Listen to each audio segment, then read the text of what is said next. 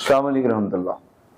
हज के दिनों में करने के अमाल, कौन से अमाल है जो इन दिनों में हमें करने चाहिए, जो रसूलुल्लाह सल्लल्लाहु अलैहि वसल्लम ने बताए हैं। सबसे पहले अमाल में आ जाता है तकबीरात।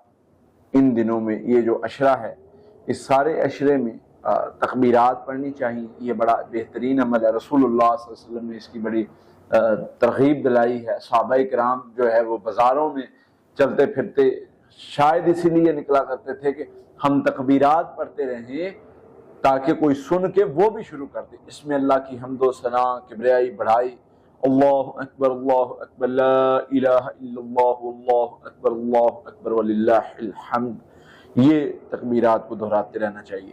फिर इसी तरह इसमें रोज़ा आता है, अरफा के दिन का रोज़ा, जिसके बारे में रसूलुल्लाह सल्लल्लाहु अलैहि वसल्लम ने 2 साल के गुनाहों की माफ़ी की तरफ बताया है कि माफ़ी उसको मिल सकती है 2 साल, आने वाला 1 साल, गुजरा हुआ 1 साल।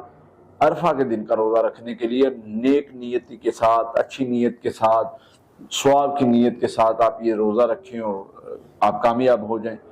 फिर ये ऐसा दिन होता है जिस दिन अल्लाह ताला सबसे ज्यादा लोगों को जहन्नम से आजाद करते हैं। रोज़ा भी रखें, तकबीरात भी पढ़े, नमाज भी पढ़े, इबादत भी करें, अल्लाह के साथ इस तरीके से जुड़े रहें कि आप दुनिया की भी कामयाबी इकट्ठी कर लें और आखिरत की भी कामयाबी इकट्ठी कर लें। तो ये जो दिन, ये टाइम, ये वक्त, ये जो है ना, ये बड़ा कीमती है।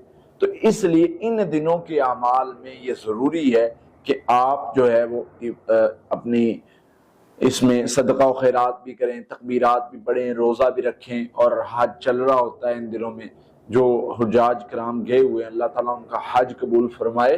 तो वो तो ऐसे जो हज करता है वो तो पाक हो जाता है, ऐसे जैसे आज पैदा हुआ है, तो उनकी तो क्या ही बात है। लेकिन हमारे लिए जो बाकी चीज़ें हैं, बाकी करने के काम हैं, वो ये हैं चंद एक अमाल जो मैंने जिक्र किए हैं। अल्लाह से दुआ है अल्लाह ताला हमें करने की तौफीक अता फरमाए और दुनिया और आखिरत की कामयाबी समेटने की तौफीक अता फरमाए।